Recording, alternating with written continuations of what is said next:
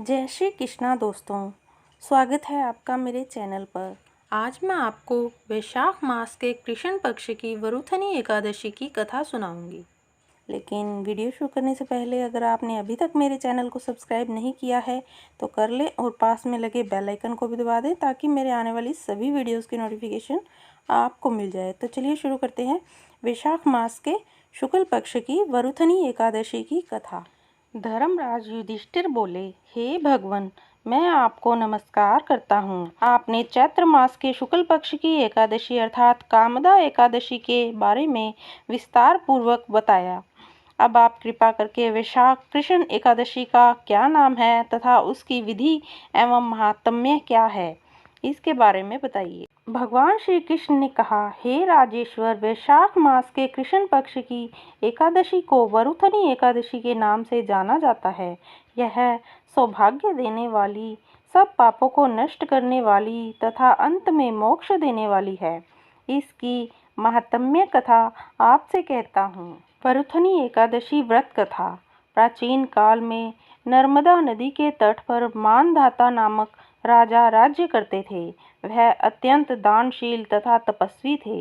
एक दिन जब वह जंगल में तपस्या कर रहे थे, तभी न जाने कहां से एक जंगली भालू आया और राजा का पैर चबाने लगा। राजा पूर्ववत अपनी तपस्या में लीन रहे। कुछ देर बाद पैर चबाते चबाते भालू राजा को घसीटकर पास के जंगल में ले गया। राजा बहुत घबराया, मगर तापस धर्म अनुकूल उसने क्रोध और हिंसा न करके भगवान विष्णु से प्रार्थना की। करुण भाव से भगवान विष्णु को पुकारा। उसकी पुकार सुनकर भगवान श्री हरि विष्णु प्रकट हुए और उन्होंने चक्र से भालू को मार डाला। राजा का पैर भालू पहले ही खा चुका था। इससे राजा बहुत ही शोकाकुल हुए। उन्हें दुखी देखकर भगवान विष्णु बोले, हे वत्स, शोक मत करो। तुम मथुरा जाओ और वरुथनी एकादशी का व्रत रखकर मेरी वराह अवतार मूर्ति की पूजा करो। उसके प्रभाव से पुनः सुदृढ़ अंगों वाले हो जाओगे। इस भालू ने तुम्हें जो काटा है, यह तुम्हारे पूर्व जन्म का अपराध था।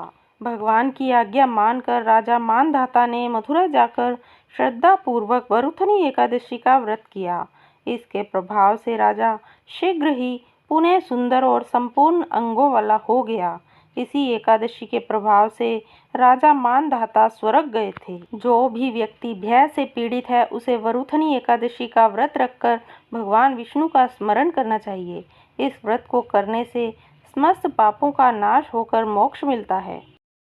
तो ये थी वैशाख मास के कृष्ण पक्ष की वरुथनी एकादशी की कथा।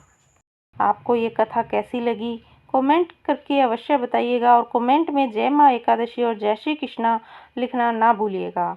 अगर आपको ये वीडियो अच्छी लगी तो इसे लाइक कीजिएगा, शेयर कीजिएगा और मेरे चैनल को सब्सक्राइब करना ना भूलिएगा और पास में लगे बेल आइकन को भी दबा दीजिए ताकि मेरे आने वाली सभी वीडियोस की नोटिफिकेशन आपको मिल जाए। धन्यवाद।